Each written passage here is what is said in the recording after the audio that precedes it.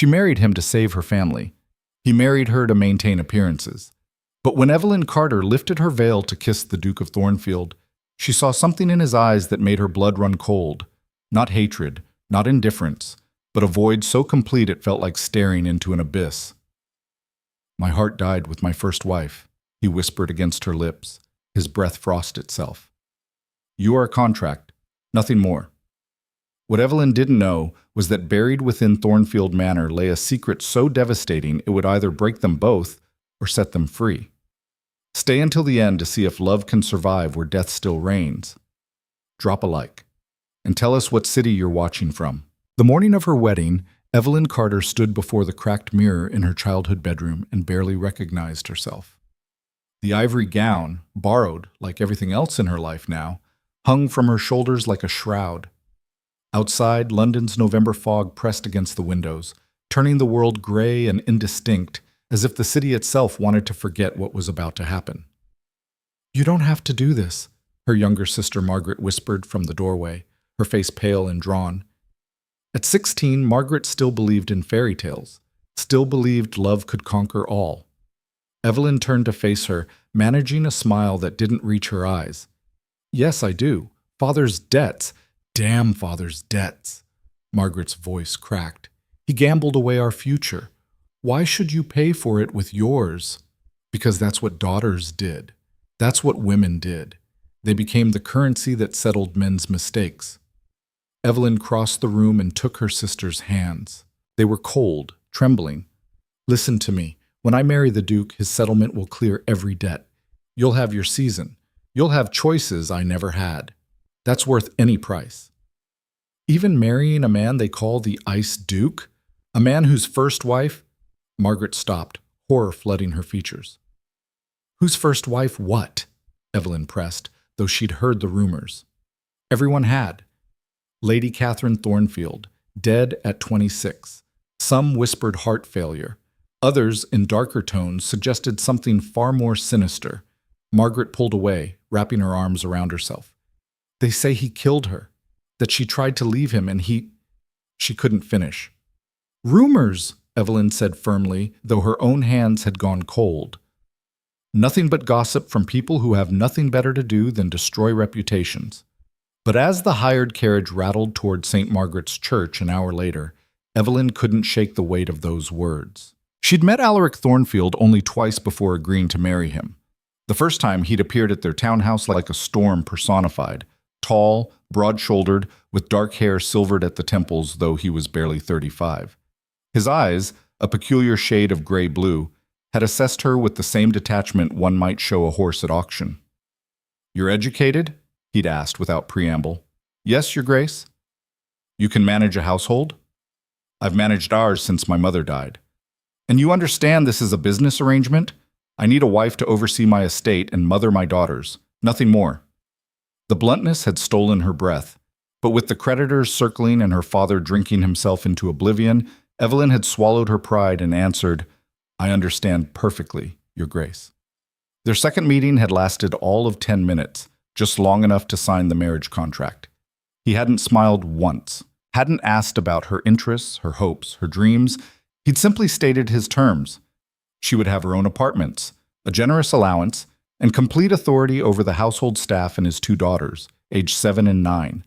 In exchange, she would never question his business affairs, never interfere with his schedule, and never, his eyes had gone particularly cold here, never expect affection or companionship from him. "I can give you security and status," he'd said as she'd lifted the pen with shaking hands, "but I cannot give you love. That died 3 years ago." Now, as the church bells tolled noon, Evelyn stepped from the carriage and faced her fate. St. Margaret's loomed before her, its Gothic spires piercing the fog like accusing fingers. A handful of guests had gathered, mostly the Duke's business associates and a few of her father's remaining friends, those who hadn't yet cut ties with the disgraced Carter family. Her father met her at the church steps, reeking of brandy even at this hour. "You're a good girl, Evie," he slurred, tears streaming down his florid face. "A good girl. Your mother would be proud."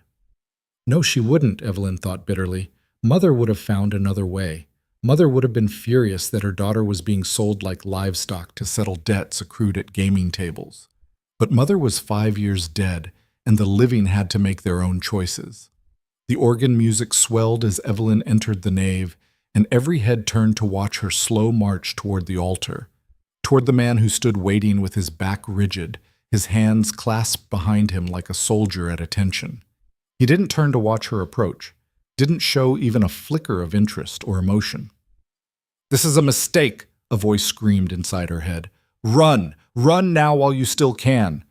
But Evelyn's feet kept moving, carrying her forward step by inexorable step until she stood beside him. Only then did Alaric Thornfield turn to face her, and what she saw in his eyes made her stomach drop. Nothing. Absolutely nothing. No warmth, no curiosity, not even disdain, just a vast, terrible emptiness that seemed to swallow all light. The ceremony passed in a blur. Evelyn heard herself speak the vows, felt the cold slide of the wedding band onto her finger, a heavy thing of gold and diamonds that felt more like a shackle than a symbol of union. And then the vicar was pronouncing them man and wife, and the Duke was lifting her veil with mechanical precision. He leaned in, and she braced herself.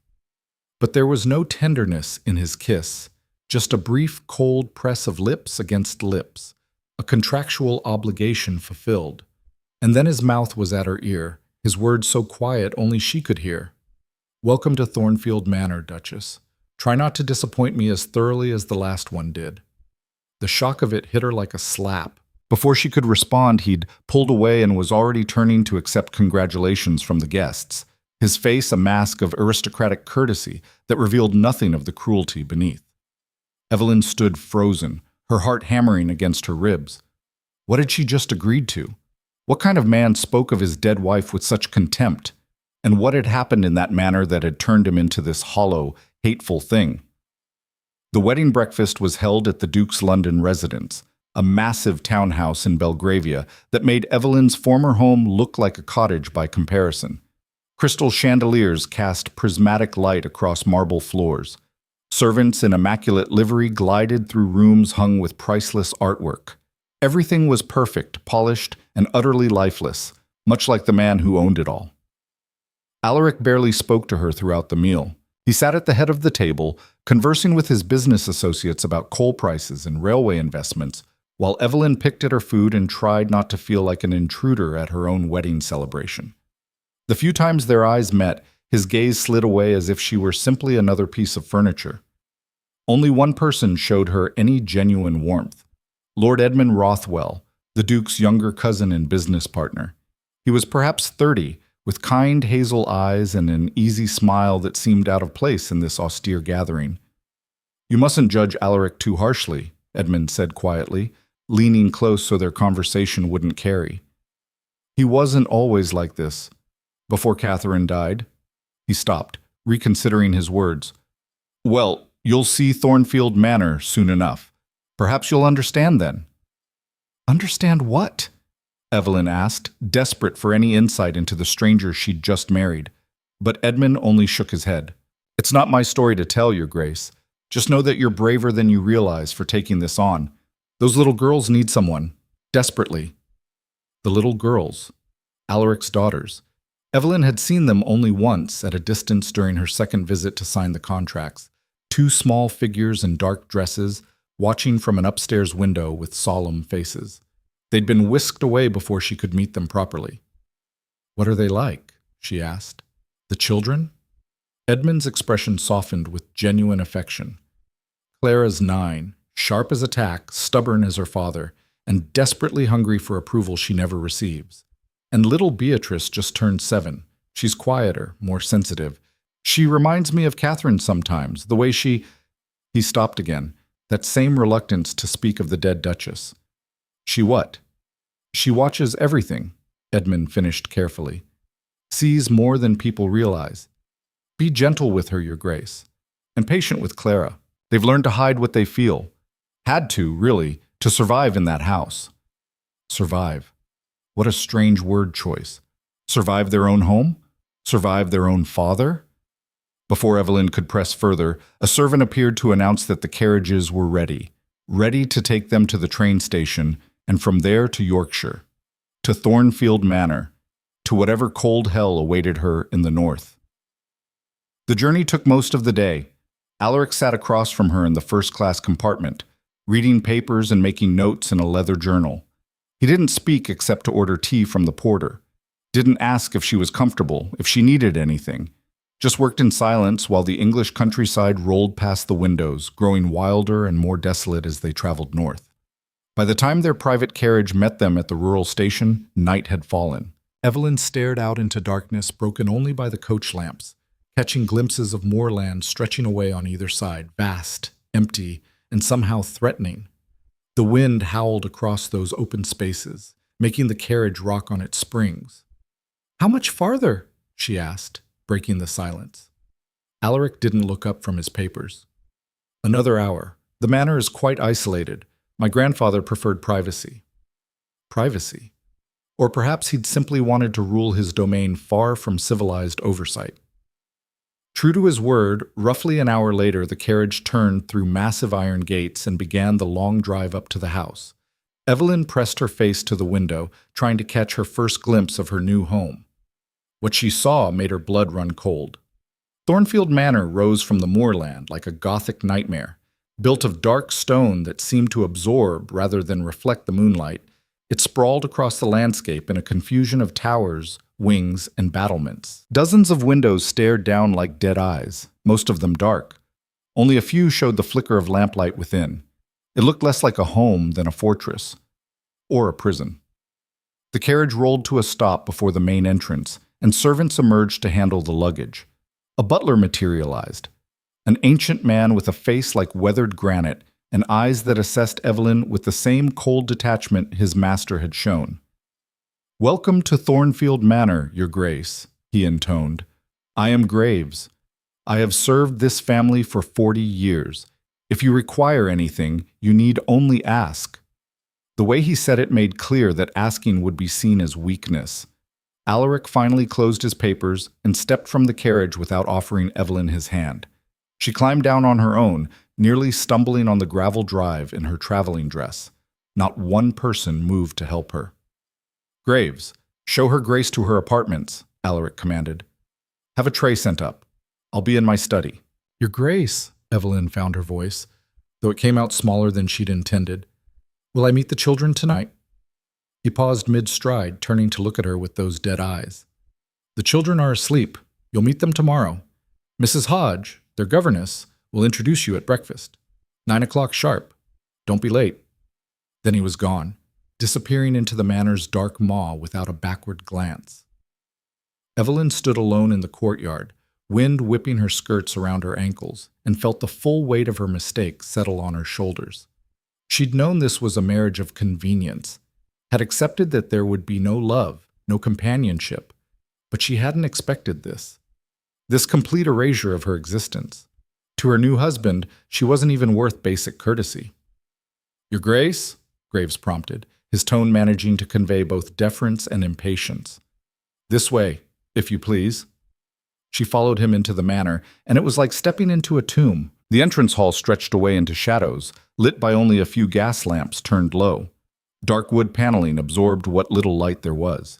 The air smelled of beeswax, old stone, and something else, something faintly musty and unpleasant, like flowers left too long in a vase. Their footsteps echoed on marble floors as Graves led her through a maze of corridors. Evelyn tried to memorize the route, but quickly gave up. The manor was enormous, confusing, its hallways branching in unexpected directions. Portraits lined the walls, generations of Thornfield staring down with stern, disapproving faces. None of them smiled. Finally, Graves stopped before a door and produced a key.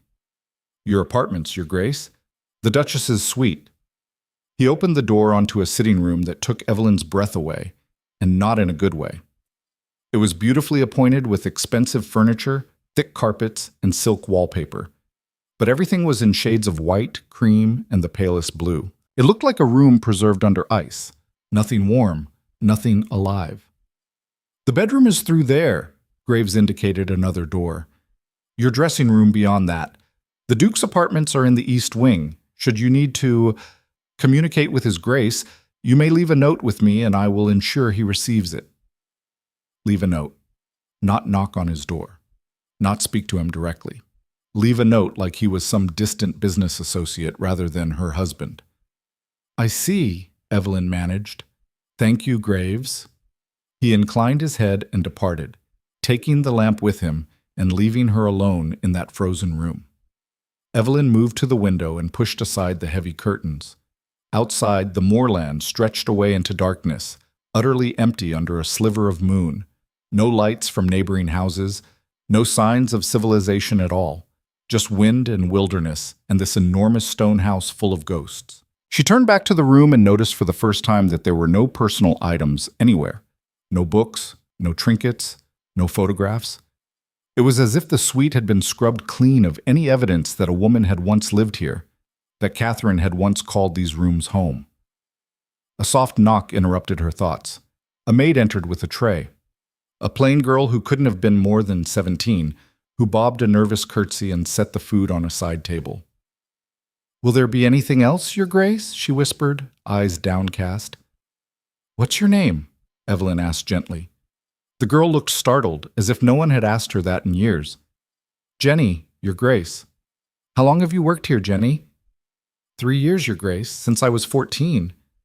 "And the previous Duchess, did you know her?" Jenny's face went white. I shouldn't speak of such things, Your Grace. Mrs. Graves says—" "I'm not asking you to gossip," Evelyn said quickly. "I just want to understand. I'm living in her rooms, raising her children. Surely it's not inappropriate to ask what she was like." But Jenny was already backing toward the door, fear written plain across her features. "I'm sorry, Your Grace, I truly am. But we don't speak of her, not since—" She stopped, shaking her head. "It's the rule. His Grace's rule. Anyone who speaks of the late Duchess is dismissed without reference. Please don't ask me. I need this position." Then she fled, leaving Evelyn alone with more questions than ever. She barely touched the food. Instead, she explored her new prison, for that's what it felt like. The bedroom was as lifeless as the sitting room, dominated by a massive four-poster bed hung with white damask. The dressing room held empty wardrobes waiting for her meager belongings. Everything was perfect, expensive, and utterly devoid of personality. It was only when she was preparing for bed that she found the first crack in the perfect facade. At the back of one wardrobe, pushed into a corner as if forgotten, was a small wooden box. Evelyn pulled it out and opened it with trembling hands. Inside lay a pressed flower, a white rose brown with age, and beneath it, a folded piece of paper. Her hands shook as she unfolded it. The handwriting was elegant, feminine, and the ink had faded to brown. It was dated 3 years earlier, just weeks before Catherine Thornfield's death. "I cannot live like this anymore." The silence, the distance. I see him look at those papers with more warmth than he's ever shown me. He says it's business. Says I wouldn't understand. But I'm not a fool. I know the signs. I know when a man's heart has gone elsewhere. When this child is born, I will have my proof. I will confront him. And if he cannot love me, I will leave this place and take my babies somewhere they can breathe without fear. We are drowning here. All of us.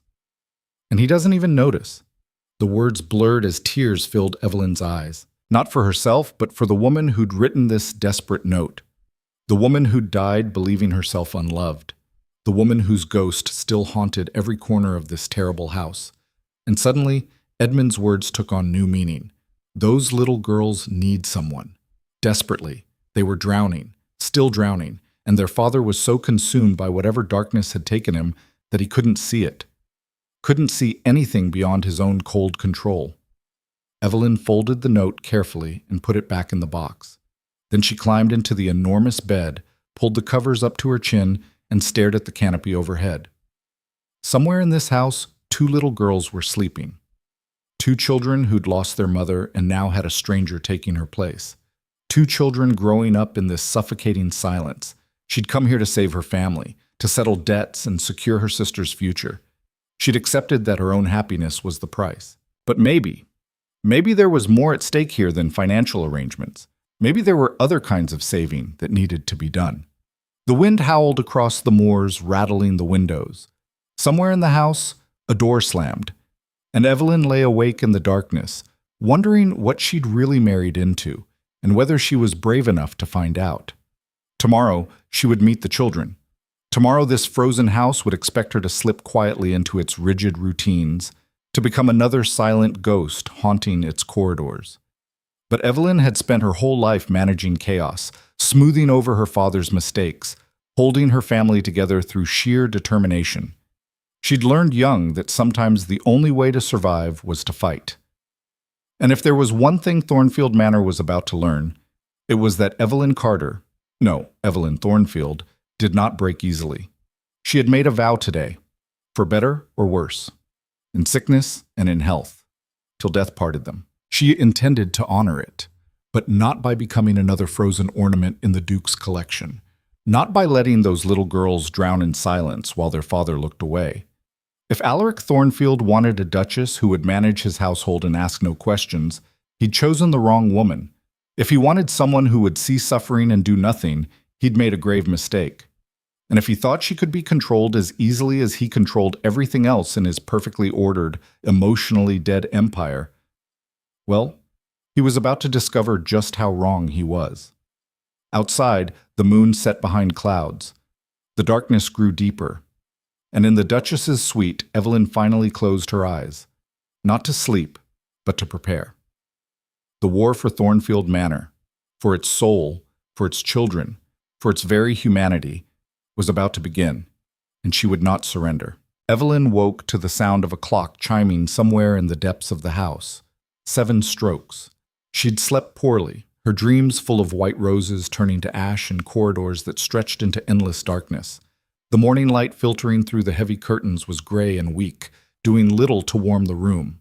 She rose and dressed herself. There was no maid to help, apparently that privilege required requesting, and made her way downstairs using the mental map she'd tried to construct the night before. She got lost twice, ending up in a portrait gallery lined with stern-faced Thornfields, before finally finding the breakfast room. It was empty except for Graves, who stood like a sentinel beside the sideboard. "Good morning, Your Grace. You're early. Breakfast is served at 8:30. The children take their meals in the nursery at 9. "Then I'll wait," Evelyn said, sitting down at the long mahogany table. "And I'd like to take breakfast with the children this morning, in the nursery." Graves's expression didn't change, but something flickered in his eyes. Disapproval, perhaps. "That's irregular, Your Grace. His Grace prefers the children maintain their schedule without disruption." "I'm sure he does. Nevertheless, I'll take my meal with my stepdaughters today. Please inform Mrs. Hodge." "Mrs. Hodge will not appreciate the deviation from routine." "Mrs. Hodge," Evelyn said quietly, "works for me now, as do you. I'm not asking permission, Graves. I'm giving instruction." For a long moment, the old butler simply stared at her. Then, to her surprise, the ghost of a smile touched his lips. "As you wish, Your Grace. I shall inform Mrs. Hodge immediately." He departed, leaving Evelyn alone with her racing heart. That was the first battle. She'd won it, barely. But the war had only just begun. The nursery was in the south wing, up 3 flights of stairs in what must have once been servants' quarters. Evelyn climbed steadily, noting how the decor changed as she ascended, from the opulence of the main floors to increasingly plain wallpaper and bare wooden floors. By the time she reached the nursery level, she might as well have been in a different house entirely. The nursery itself was a suite of 3 rooms, a classroom, a playroom, and beyond that, the bedrooms. Everything was spotlessly clean and perfectly organized, and utterly joyless. 2 little girls sat at a table in the classroom, their backs straight as rulers, heads bent over copybooks. They wore identical gray dresses buttoned to the throat, their dark hair pulled back so severely it must have hurt. They didn't look up when Evelyn entered. Standing over them like a crow in black bombazine was Mrs. Hodge. She was perhaps 50, with a face that looked as if it had forgotten how to smile decades ago. She turned at Evelyn's entrance, and her eyes, small, hard, and cold, raked over the new Duchess with barely concealed contempt. "Your Grace," she said, the title dripping with insincerity. "Graves mentioned you wish to observe breakfast. Most irregular. The children have a very strict routine." "I'm aware," Evelyn said, moving closer to the table. "Good morning, Clara. Good morning, Beatrice." The older girl, Clara, glanced up briefly, her expression guarded. She had her father's eyes, that same disturbing gray blue. "Good morning, Your Gray," she recited mechanically.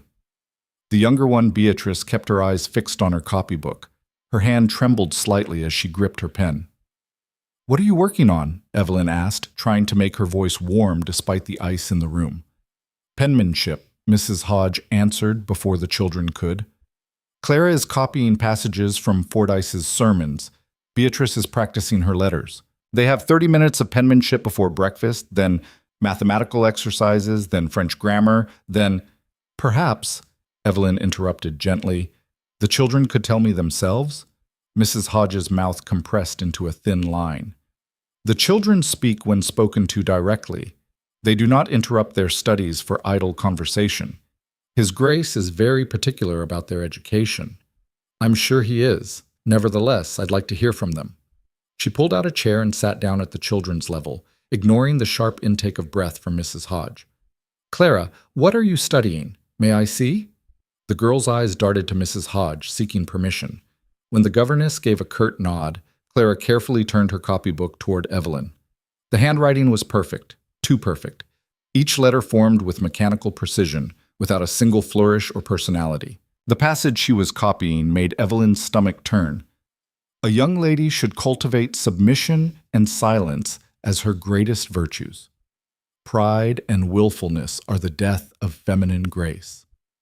"Your penmanship is beautiful," Evelyn said truthfully. "But tell me, do you enjoy reading? What would you choose to read if you could pick anything?" Clara blinked, as if the question were asked in a foreign language. I don't understand, Your Grace." "If you could read any book in the world, what would it be? Adventure stories, fairy tales, poetry?" "Reading for pleasure is a waste of time," Mrs. Hodge interjected sharply. "The girls read what is instructive and morally improving. His Grace has approved a very specific curriculum." "And I'm sure it's very thorough," Evelyn said, struggling to keep her voice even. "But surely there's room for some enjoyment. They're children, not soldiers in training." "Children," Mrs. Hodge said coldly, "must learn discipline, particularly these children. After their mother's unfortunate influence, His Grace has been very clear about the importance of structure and obedience." There it was again. That veiled reference to Catherine, that suggestion of something improper, something that needed to be corrected. Evelyn turned to Beatrice, who still hadn't looked up. "And what about you, sweetheart? What are you writing?" The little girl's hands stilled. Her shoulders hunched as if expecting a blow. "The alphabet, Your Grace," she whispered, 20 times each letter. "May I see?" Slowly, fearfully, Beatrice turned her copybook. The letters were shaky, uneven, nothing like her sister's perfect script, and in the margins, almost invisible, were tiny sketches. A bird, a flower, a cat.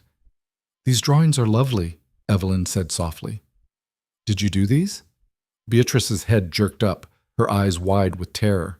She was a beautiful child, with delicate features and her mother's auburn hair barely visible beneath that cruel tight bun. But her expression was that of a creature expecting punishment. "She defaces her workbooks constantly," Mrs. Hodge snapped. "I've told her repeatedly that such frivolity is unacceptable. She's been punished numerous times, but she persists in this willful behavior." "Punished?" Evelyn felt ice forming in her veins. "How, exactly?" "She writes lines, stands in the corner, goes without supper. Standard disciplinary measures for disobedience. She's 7 years old. She's old enough to learn self-control." Mrs. Hodge moved to stand behind Beatrice, her hand coming to rest on the child's thin shoulder. Beatrice flinched.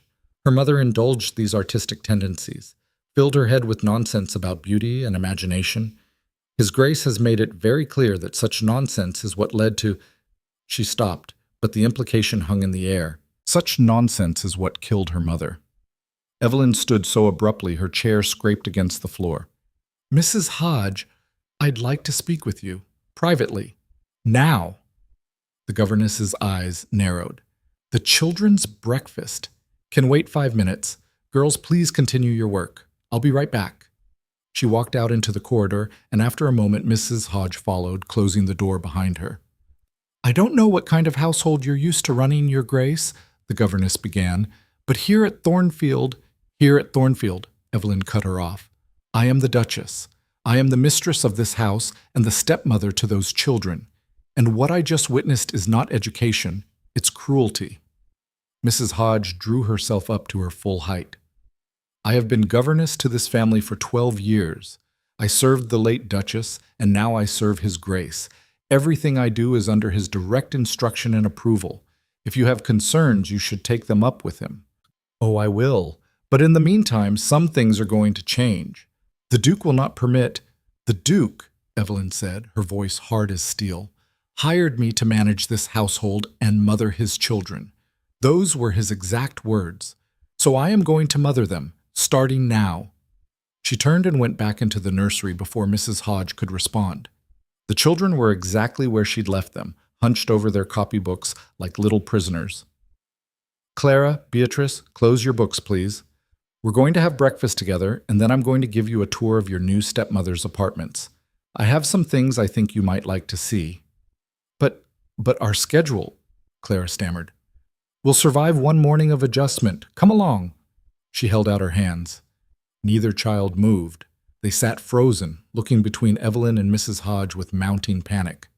Your Grace, Mrs. Hodge said icily, if you disrupt the routine His Grace has established, then he can discuss it with me directly.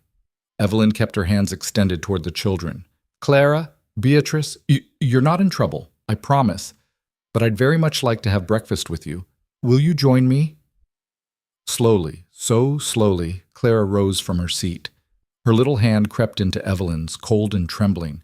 And then, as if Clara's movement had broken a spell, Beatrice scrambled up and took Evelyn's other hand. Their hands were so small, so fragile, and so completely terrified. We'll be in my sitting room, Evelyn told Mrs. Hodge. You may have the morning to yourself. She led the girls down the stairs, feeling their fear in every hesitant step. They'd never held hands with an adult before, she realized. Never had anyone touch them with gentleness. They were being raised like little automatons, all their natural joy and curiosity crushed beneath the weight of rigid discipline. In her sitting room, she rang for breakfast and settled the girls on the sofa. They perched on the edge, back straight, hands folded, looking like they were awaiting sentencing. You can relax, Evelyn said gently. This isn't a punishment. Then what is it? Clara asked, her voice barely above a whisper. It's breakfast, and a chance for us to get to know each other. I know this is strange for you, having a new stepmother. It's strange for me too, but we're going to be living together, so we might as well try to be friends. Mrs. Hodge says you'll leave, Beatrice said suddenly, her eyes fixed on the carpet. Like Mama left. The words hit Evelyn like a physical blow. Your Mama didn't leave you, sweetheart. She died. That's not the same thing. Mrs. Hodge says Mama left because we were bad, because we didn't obey, and now you'll leave too if we're not good. That is absolutely not true. Evelyn knelt in front of the little girl, fighting to keep her voice steady. Your mother loved you very much. Her death was not your fault. Do you understand? It was not your fault. Beatrice's lip trembled. But Papa doesn't— He doesn't what, darling? He doesn't want us, Clara finished, her voice hard and brittle. She was trying so hard to be brave, to be the older sister. He never comes to see us, never asks about us.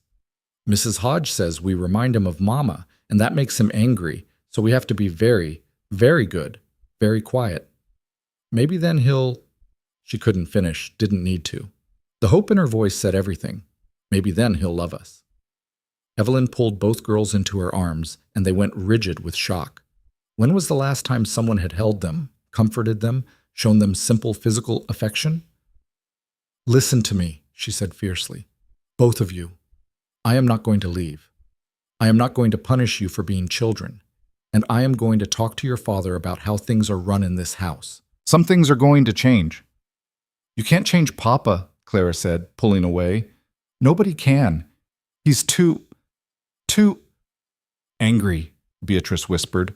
All the time angry, even when he doesn't show it. A knock at the door announced breakfast. Jenny entered with a tray, her eyes widening when she saw the children sitting on the Duchess's sofa. Thank you, Jenny. Just set it there on the table. As the maid arranged the dishes, Evelyn noticed Clara watching with intense focus. Not the food, but Jenny's movements. The way she laid out the silverware, positioned the cups. She was memorizing it, cataloging it, filing it away in that sharp little mind. "Do you help set the table in the nursery?" Evelyn asked after Jenny had left. Clara shook her head. "We're not allowed to touch the china. Mrs. Hodge says we're too clumsy." "Well, I think you're quite capable. Would you like to help me serve?" The transformation was instant. Clara's face lit up with the first real spark of life Evelyn had seen. "Truly?" "Truly. And Beatrice, you can choose what you'd like to eat. No one's going to tell you what you should want." They approached the table like it was a forbidden treasure. Evelyn showed Clara how to use the serving spoons, praised her careful movements. Let Beatrice heap her plate with jam and butter and pastries without a word of criticism. And slowly, gradually, the girls began to relax. They ate in silence at first. Then Clara ventured a question. "Have you been to London, Your Grace?" "I lived there all my life until yesterday. And please, when we're alone, you can call me Evelyn if you'd like." "Mrs. Hodge says that would be improper." "Mrs. Hodge says a lot of things. What do you think?" Clara considered this carefully. I think I'd like to call you Evelyn, if Papa doesn't mind." "I'll discuss it with your father. Now tell me, what do you know about London? Have you ever been?" As Clara began to talk, hesitantly at first, then with growing animation, Evelyn learned more about the girls' isolated existence. They'd never left Thornfield Manor, never seen London or the sea or even the nearby village. Their entire world consisted of the nursery, the schoolroom, and brief walks around the manor grounds, always supervised. They knew nothing of their father's business, nothing of current events, nothing of art or music beyond their dry lessons. They were being raised in a vacuum, cut off from everything that might bring them joy or curiosity or connection to the wider world. And it was deliberate, all of it. The isolation, the rigid control, the crushing of any independent thought or feeling. This was Alaric's doing, his way of ensuring his daughters didn't turn out like their mother, whoever Catherine had really been. "I used to paint," Beatrice said suddenly, her voice so quiet Evelyn almost missed it. "Mama taught me. We had watercolors and paper, and we'd paint flowers from the garden. But after she went away, Mrs. Hodge took them, said painting was a waste of time." "What would you paint now, if you could?" Evelyn asked. Beatrice's face grew dreamy. "Birds. I see them from the nursery window. They're so free. They can go anywhere they want." The longing in those words broke Evelyn's heart. "What if I told you I have paints in my things, watercolors my sister gave me? Would you like to use them?" Both girls stared at her as if she'd offered them the moon. But Papa doesn't allow." "Your Papa hired me to be your stepmother. Part of being a mother is deciding what's good for children, and I think painting is very good for children." She went to her bedroom and retrieved the small paint set Margaret had insisted she pack. "For when you're feeling homesick," her sister had said, as if watercolors could cure the loneliness of a loveless marriage. But maybe they could cure something else. Maybe they could give two little girls back a piece of their childhood. She spread paper on the table and showed them how to wet the brushes, mix the colors.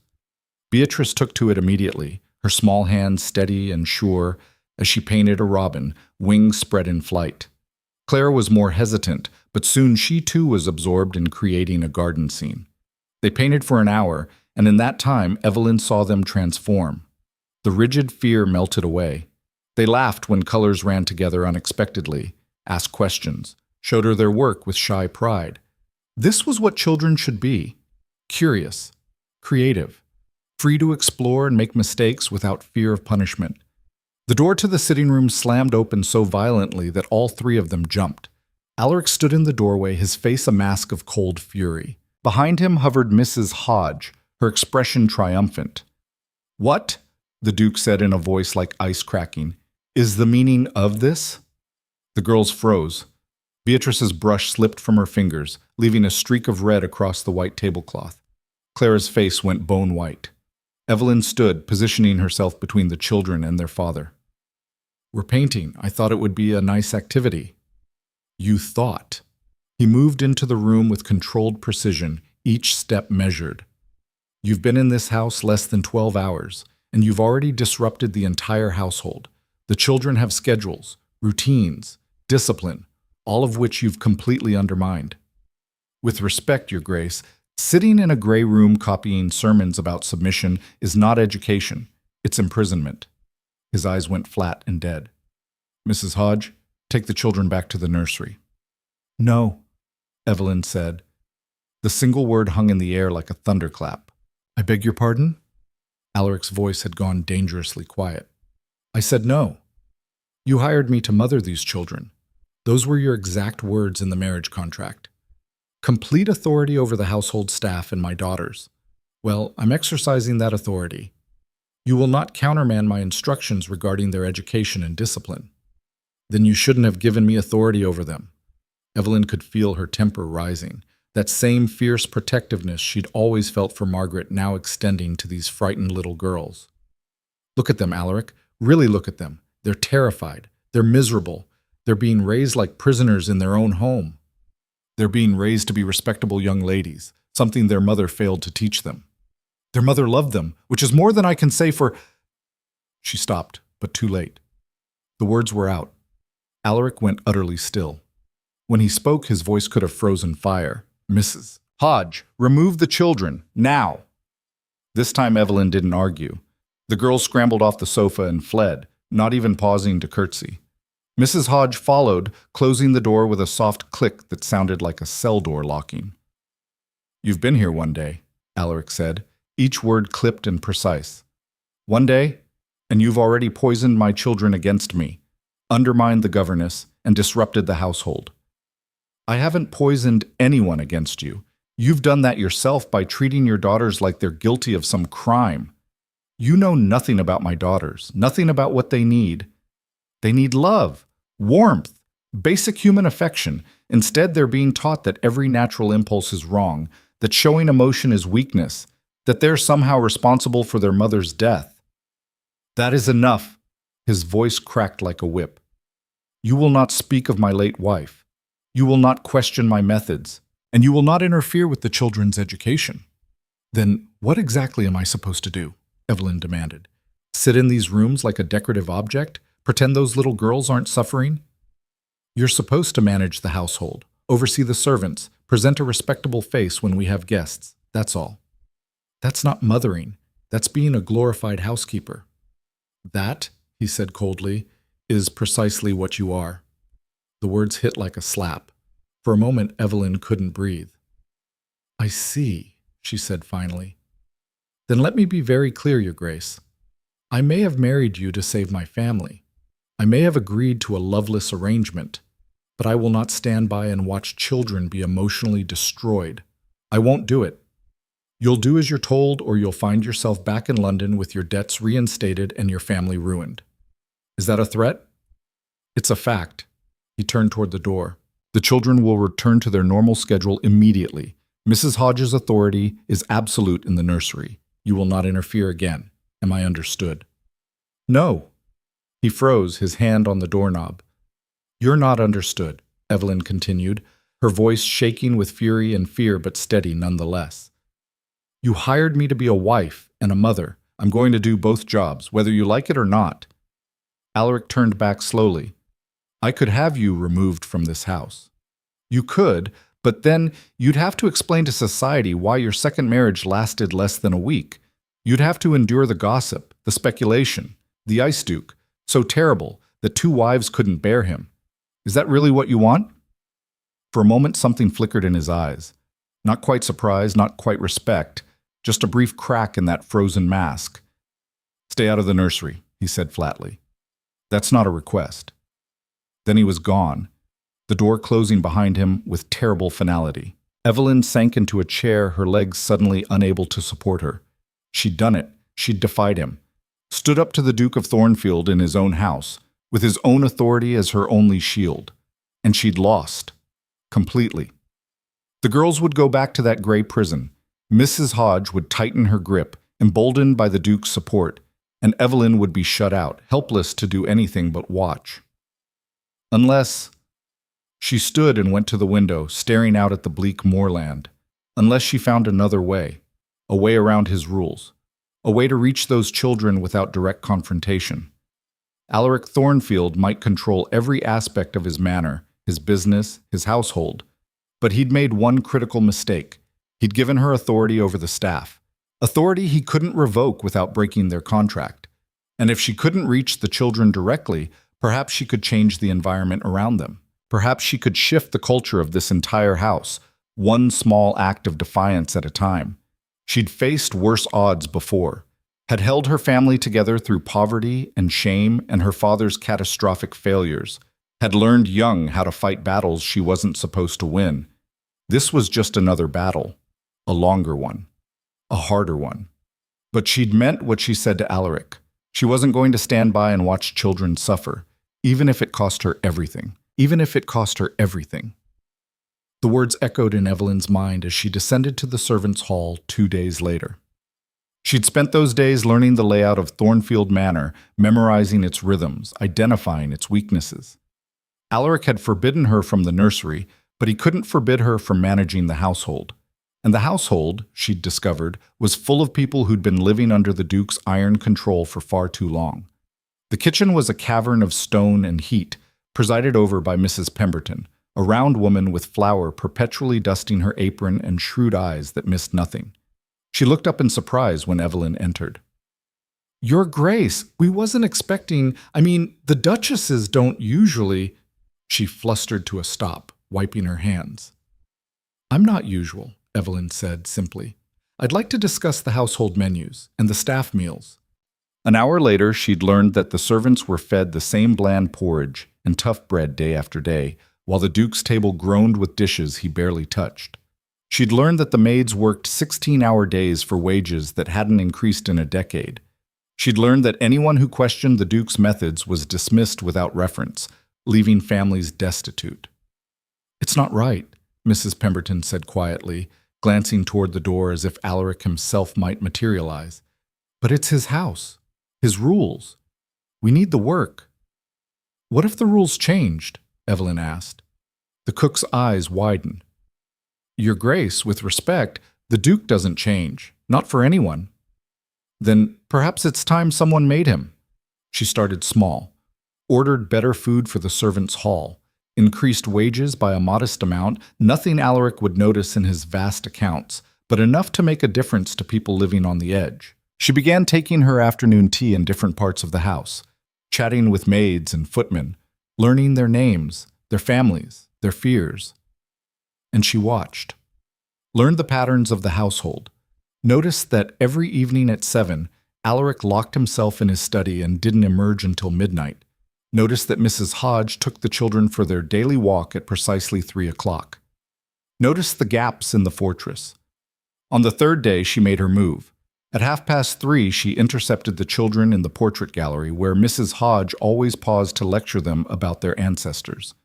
The governess's face went rigid when she saw Evelyn approaching. "Your Grace, the children are taking their constitutional." "I can see that. I thought I might join you." "That's not part of the schedule." "Then consider the schedule amended." Evelyn fell into step beside Clara, who looked up at her with desperate hope quickly masked.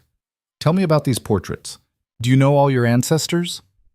"We're required to memorize them," Clara said carefully, her eyes flicking to Mrs. Hodge. "Great-great-grandfather Thornfield was a general. Great-grandfather was an earl before the dukedom was created. Grandfather died when Papa was 10, Beatrice interrupted softly. And then Papa had to be duke all alone. Evelyn's heart clenched. That must have been very difficult for him. Mrs. Hodge says it made him strong, Clara recited. She says suffering builds character. Sometimes, Evelyn said carefully, suffering just makes people hurt, and hurt people often hurt others without meaning to.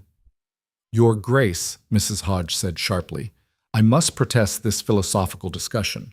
The children should be getting fresh air, not standing about gossiping. You're quite right. Let's walk outside. The gardens were as controlled as everything else at Thornfield. Geometric hedges, regimented flower beds, gravel paths laid out in perfect lines. Nothing wild, nothing free. They walked in silence, Mrs. Hodge watching Evelyn like a hawk watches a mouse. I've been thinking, Evelyn said after they'd completed one circuit, that the children might benefit from broader education. Music, perhaps? Art? Maybe even writing lessons. His Grace has expressly forbidden. His Grace has given me authority over household matters. Surely the children's daily activities fall under that category. Mrs. Hodge's mouth became a thin slash. I will have to consult with the Duke. Please do. In the meantime, I've ordered some books from London. Nothing inappropriate, just some illustrated volumes on natural history, birds, flowers, that sort of thing. I thought they might enjoy them. She saw the flash of anger in the governess's eyes, saw too the uncertainty. Mrs. Hodge held her power through Alaric's favor, but Evelyn was the Duchess. The balance was delicate, and Evelyn was deliberately tipping it. That evening, Alaric summoned her to his study. She'd never been inside before. It was a masculine room, all dark wood and leather, lit by gas lamps that cast everything in amber shadow. Maps covered one wall, maps of England marked with pins and notations. His business empire, she realized. Coal mines, railways, factories. He stood before the fireplace, his back to her. Mrs. Hodge tells me you're interfering again. I'm proposing educational enhancements for the children. I don't recall asking for your proposals. You hired me to manage the household. The children are part of the household. He turned, and the expression on his face made her step back. You're testing my patience, Evelyn, pushing boundaries I've made perfectly clear. Because your boundaries are suffocating everyone in this house. This house, he said with deadly calm, runs exactly as I intend it to run. My children are being raised exactly as I intend them to be raised. And you, as my wife, will fall in line or face the consequences. What consequences? Will you lock me away too? Add me to your collection of controlled, silenced women? His hand slammed down on the desk with such force she jumped. You have no idea what you're talking about. Then explain it to me. Tell me why you treat your daughters like enemies. Tell me what your wife did that was so terrible you've erased her from existence. She betrayed me. The words burst out of him like a dam breaking. She lied. She schemed. She turned my own household against me. And when I confronted her, she... He stopped, his jaw working. She what? She died. His voice went flat again. She died and left me with 2 daughters who look at me with her eyes and expect me to be something I'm not. She died, and you blamed them for it, Evelyn said quietly. 2 little girls who lost their mother, and you punished them for your grief. I gave them structure, discipline, everything she refused to provide. You gave them a prison? Evelyn stepped forward, her fear transforming into fury. And I'm going to tear it down brick by brick, whether you like it or not. You'll do no such thing. He moved around the desk with predatory grace. I've been patient with you, Evelyn, more patient than you deserve. But my patience has limits. Cross me again, and I'll send you back to London with nothing. Your family will be destroyed. Your sister will end up in a workhouse, or worse. Is that what you want? What I want, she said, holding her ground though he towered over her, is for you to remember you're a father, not a warden. For a moment, something flickered across his face. Pain, maybe, or regret. But it was gone so quickly she might have imagined it. Get out, he said quietly. Alaric, get out. She fled, her heart hammering, and made it to her rooms before the tears came. Not tears of defeat, but of frustration. She was losing this war. Every battle she won, the better food, the small kindnesses, the book she'd ordered, was meaningless if she couldn't reach those children, couldn't break through the walls their father had built around them. The next morning, Edmund arrived unexpectedly from London. Evelyn heard the commotion downstairs and descended to find him in the entrance hall, travel-dusty and grim-faced. Edmund, what brings you north so suddenly? He took her hands, his expression grave. We need to talk. Privately. Is Alaric here? In his study. Why? What's happened? Not yet. I need to speak with you first. They retired to the morning room, and Edmund paced before the windows like a caged animal. There's a situation developing in London concerning the coal mines. The mines? What kind of situation? The kind that could destroy everything. He turned to face her, his eyes haunted. One of the miners was killed 3 days ago, a tunnel collapse. But it wasn't an accident, Evelyn. The mine was operating with known safety violations. Violations Alaric was specifically warned about 6 months ago. Her blood went cold. He knew the mine was dangerous? He knew. I begged him to shut it down for repairs. He refused, said the cost would be too high, that the production loss couldn't be justified. Edmund's voice cracked. The man who died left a wife and 4 children, and now his brother is threatening to go to the newspapers, threatening to expose the working conditions in all of Alaric's mines. How bad are they? Bad enough that if it becomes public, Alaric could face criminal charges. Bad enough that he could lose everything, the title, the fortune, all of it. Evelyn sank into a chair. He has to shut them down, fix the problems. He won't. I tried again this morning, sent a telegram begging him to reconsider. He telegraphed back one word. No. Edmund knelt before her. Evelyn, I know you two aren't, that is, I know this marriage isn't what either of you wanted, but you're the only person who might be able to reach him, make him see reason before it's too late. He doesn't listen to me, barely tolerates my presence.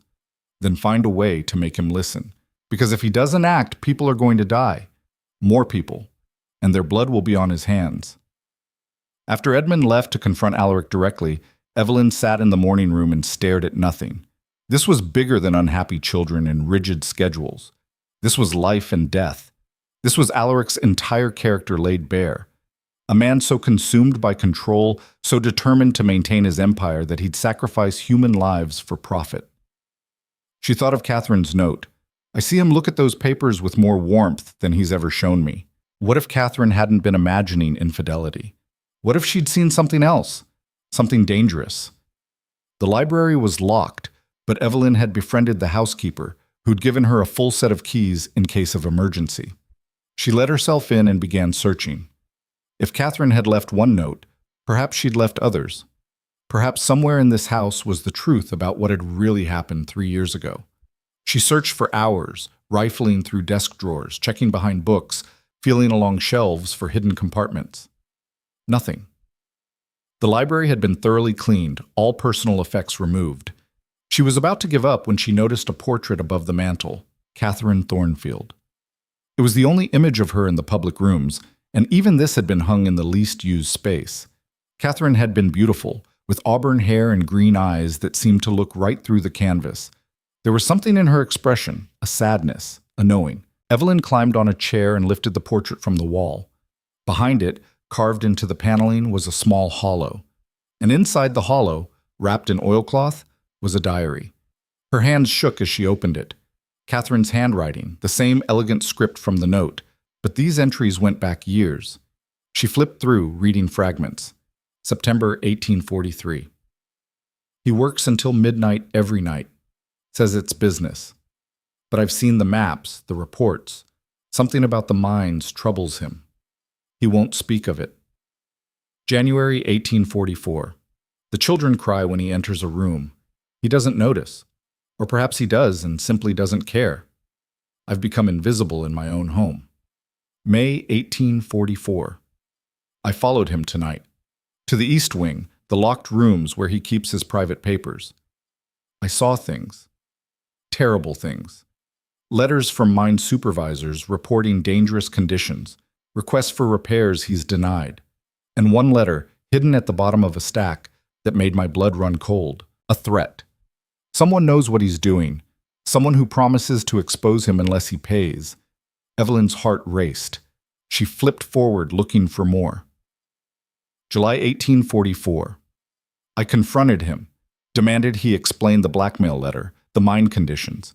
He told me it was none of my concern, that I couldn't possibly understand business, but I'm not a fool. He's being extorted because of his own negligence, and rather than fix the problem, he's paying to keep it quiet. September 1844, I'm with child again. I should be happy, but all I feel is trapped. How can I bring another life into this house of secrets? How can I raise children to be good people when their father values money over human life? November 1844. I've made my decision. After the baby comes, I'm leaving, taking Clara and Beatrice and this new little one and going somewhere far from here, somewhere they can grow up without learning to be cold. I've saved enough from my allowance. Edmund has promised to help, though it breaks his heart. He says Alaric wasn't always like this, that something broke in him years ago. But I can't fix him. I can only save my children. The entries grew more desperate, more frightened. Catherine had discovered something else, something even worse than the mind violations. But before she could write it down, the entries stopped abruptly. December 15th, 1844, the day Catherine Thornfield died. Evelyn sat back, her mind reeling. Catherine hadn't been having an affair. She'd been trying to escape, trying to save her children from a father whose obsession with control and profit had turned him into a monster. And Alaric, what had he believed? That she was betraying him? That her plans to leave were somehow evidence of infidelity? "What are you doing in here?" She spun around. Alaric stood in the doorway, his face like carved ice. Behind him, Mrs. Hodge hovered, her expression triumphant. "I told you, Your Grace," the governess said sweetly. "She's been snooping, going through His Grace's private papers." "Get out, Mrs. Hodge." Alaric's voice was deadly quiet. The governess fled. Alaric closed the door and advanced on Evelyn with terrible purpose. "That's Catherine's diary." "Yes." Evelyn held it protectively. "She was trying to leave you, not because of another man, because of the mines, because you were putting profit over people's lives. You know nothing about it. I know Edmund came here today. I know a man died in your mine. I know you're doing the exact same thing now that drove your wife away 3 years ago. She died before she could leave." The words exploded out of him. "She died and left me with accusations I couldn't answer, suspicions I couldn't defend against. Everyone assumed I'd driven her to her death, that I'd been cruel or unfaithful or worse, and I couldn't tell them the truth because the truth would have destroyed everything." "What truth?" Evelyn demanded. "What was worth more than your wife's life?" "I was trying to expose them." He grabbed the diary from her hands, his fingers trembling. "The mine violations, the unsafe conditions. I didn't approve them. My managers did, behind my back, pocketing the money that should have gone to repairs. I spent months gathering evidence, building a case. That blackmail letter Catherine found? It was from one of the managers threatening to expose me for conditions I was trying to fix. I couldn't tell her, couldn't tell anyone. If word got out before I had enough proof, they'd destroy the evidence and I'd never be able to prove what they'd done." Evelyn stared at him. "You were trying to help the miners?" "I was trying to save them." His voice cracked. "And Catherine died thinking I was the villain, died hating me, planning to take my children because she believed I was—" He couldn't finish. "Why didn't you tell anyone after she died? Why keep it secret?" "Because it didn't matter anymore. She was gone. And the investigation collapsed when she died. I couldn't focus, couldn't think. The managers covered their tracks. By the time I could function again, it was too late. The evidence was gone. I'd failed her, failed the miners, failed everyone." "And the mine that collapsed 3 days ago? The one Edmund told you about?" His face went gray. "Different mine, different region, but the same problem, managers cutting corners, ignoring safety protocols. I've been trying to implement reforms across all my holdings, but it's like fighting a hydra. Every time I fix one problem, 3 more appear." "Then close them down!" Evelyn grabbed his arms, forcing him to look at her. "Close every mine that isn't safe.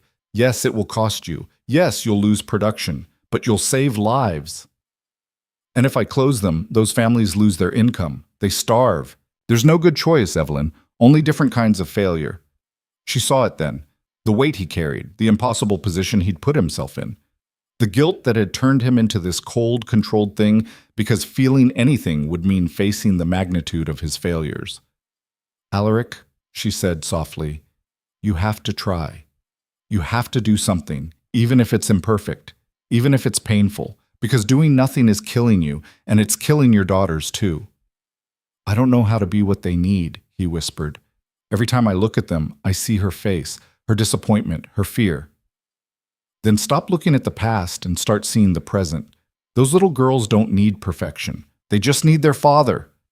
Before he could respond, the door burst open. Edmund stood there, his face ashen. "Alaric, he's here. The miner's brother. He's outside with half the village, and they're demanding answers."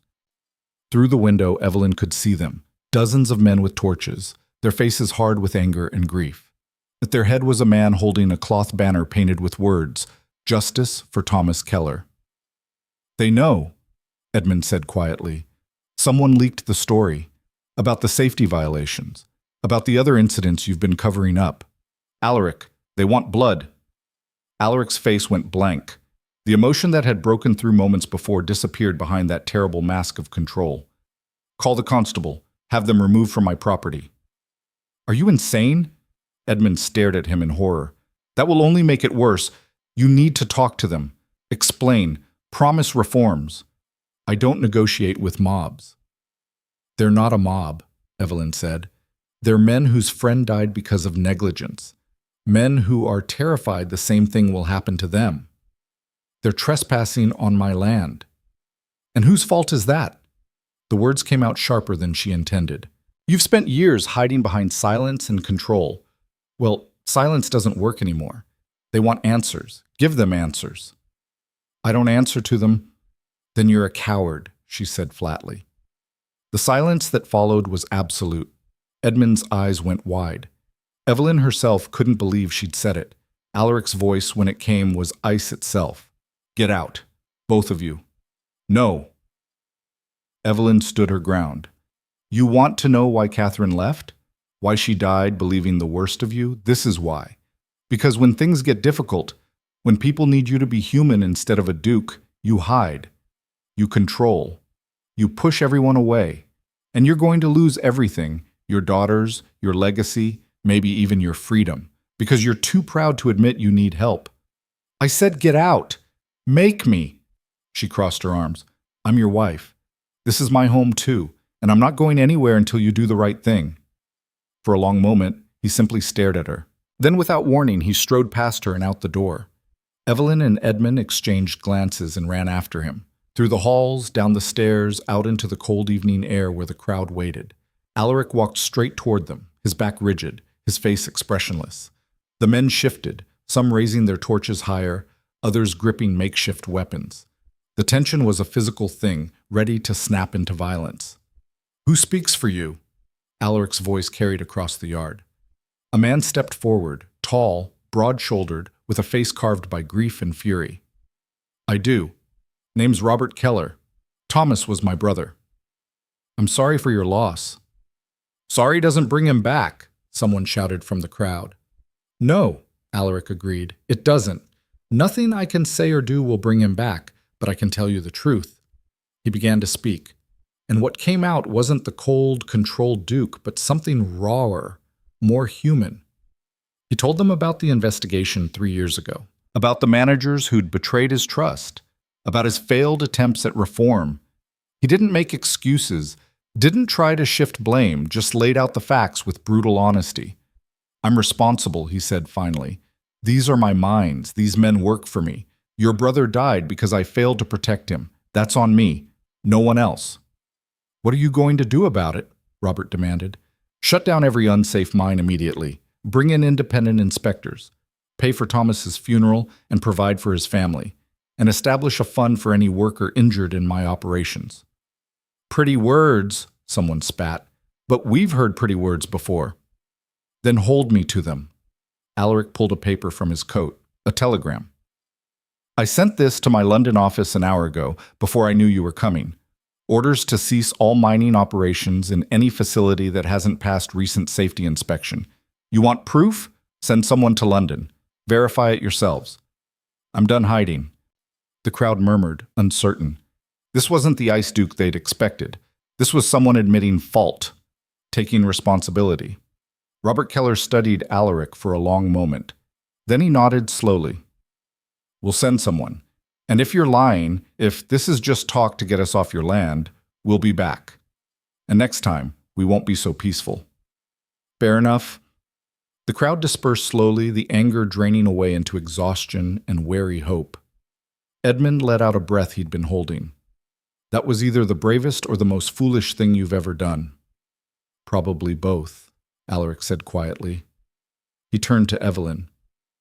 You were right about all of it. Before she could respond, Mrs. Hodge appeared in the doorway, her face twisted with malice. Your Grace, there's someone here to see you. Says it's urgent, a matter concerning the late Duchess. A man emerged from the shadows behind her, well-dressed, in his 50s, with hard eyes and a cruel smile. Duke Thornfield. We meet at last. I'm Harrison Blackwood, Catherine's cousin. Evelyn's blood went cold. She'd heard that name before in Catherine's diary. But where? I don't know you, Alaric said. No, but I knew Catherine. Very well. Blackwood produced a document from his coat. I've come to collect what's owed to me. You see, your late wife made certain arrangements before her death, arrangements concerning her children, and I have the legal right to take them from you. The world seemed to tilt. Evelyn grabbed Edmund's arm for support. What are you talking about? Alaric's voice was deadly. Catherine left a letter with her solicitor, to be opened in the event of her death. In it, she names me as guardian of Clara and Beatrice, claims you're unfit, dangerous even. And with tonight's little performance, admitting negligence that killed a man, I'd say she was right. Blackwood's smile widened. Pack their things, Your Grace. I'm taking those girls to London, tonight. Pack their things, Your Grace. I'm taking those girls to London, tonight. The words hung in the frigid air like a death sentence. Evelyn felt the world narrow to a single point. This man, this threat, standing between her and two children who'd already lost too much. You'll do no such thing, she heard herself say. Blackwood's eyes slid to her with amusement. And who might you be? I'm the Duchess of Thornfield, the children's stepmother, and you're not taking them anywhere. With respect, Your Grace, this is a legal matter. Catherine's letter is quite clear. She feared for her daughter's safety under their father's care, given tonight's revelation that His Grace's negligence resulted in a man's death. He turned to Alaric with mock sympathy. Well, I'd say her fears were justified. Alaric stood frozen, his face ashen. The admission he'd just made to the miners, the responsibility he'd claimed, was now a weapon pointed at his heart. Let me see this letter, Edmund demanded, stepping forward. Blackwood handed it over with a flourish. Edmund scanned it, his expression growing darker. This is dated a week before Catherine's death, but it was never filed with any court, never made legal. It didn't need to be. Catherine entrusted it to her solicitor with instructions to act on it if she died, which she did. Blackwood's smile was razored, under suspicious circumstances, I might add. What are you implying? Alaric's voice was barely above a whisper. I'm implying nothing. I'm stating facts. My cousin died suddenly in this house, with no witnesses.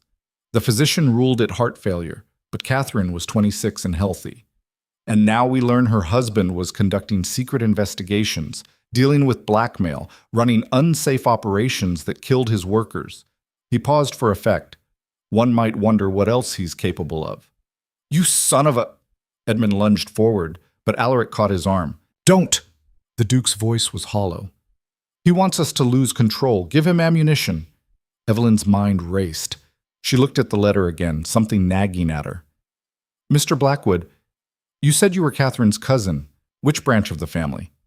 Her mother's side, the Ashworths. Interesting. Because I've read Catherine's diary. She mentions her mother's family exactly once. Says they disowned her mother for marrying beneath them and never acknowledged Catherine's existence. Evelyn stepped closer, watching his eyes. So why would she name you, a man she'd never met, as guardian of her children? A flicker of uncertainty crossed Blackwood's face. She must have. That is, we reconciled before her death. Then there would be correspondence, letters, invitations, some evidence of this reconciliation. Evelyn held out her hand. Show me. I don't have to justify myself to you. No, but you'll have to justify yourself to a court. Because if you're lying, if you forged this letter or coerced Catherine into writing it, that's fraud. And fraud means you won't get within a mile of those children. Blackwood's expression hardened. You're grasping at straws, Your Grace. The letter is genuine. Catherine's handwriting, her signature, witnessed by her solicitor. You can't dispute that. But I can dispute your standing, a new voice said from the doorway. Everyone turned. An elderly man in a dark coat stood there, leaning heavily on a cane. He had the bearing of a gentleman despite his worn clothing, and his eyes, sharp and intelligent, swept the scene with understanding. Who the devil are you? Blackwood demanded. Samuel Garrett. I was Catherine Thornfield's solicitor, the real one. He moved into the room with slow dignity. And you, sir, are a fraud. The silence was absolute. That's impossible, Blackwood sputtered. You're dead. Catherine told me you died. Did she now? Strange, considering I'm very much alive, and I never held any letter from Lady Catherine naming anyone as guardian. Garrett pulled papers from his coat. What I do have is her actual will, witnessed and properly filed. In it, she names her husband as sole guardian of their children, with Lord Edmund Rothwell as backup should anything happen to the Duke. Evelyn felt the ground shift beneath her. Then the letter Blackwood has is either a complete forgery or a draft Catherine never finalized. May I see it? Edmund handed it over. The old solicitor examined it carefully, pulling spectacles from his pocket.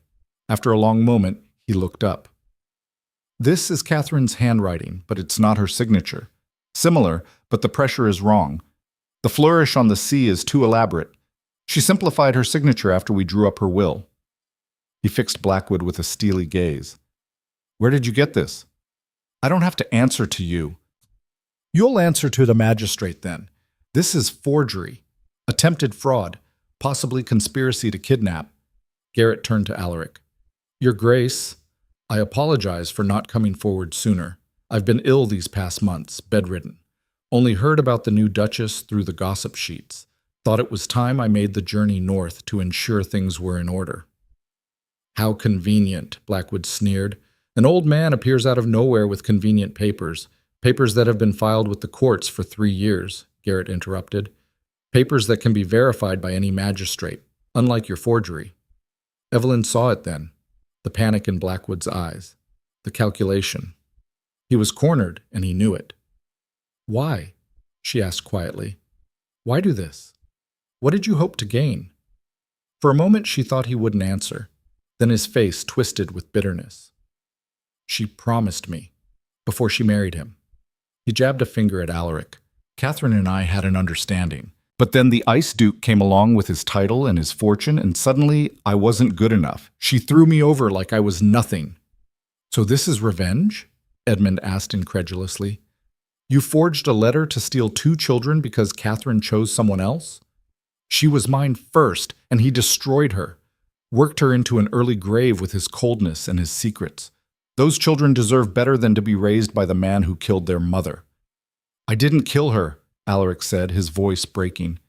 She had a weak heart, a congenital defect the physician found during the autopsy. The stress of pregnancy, the strain, it could have happened at any time.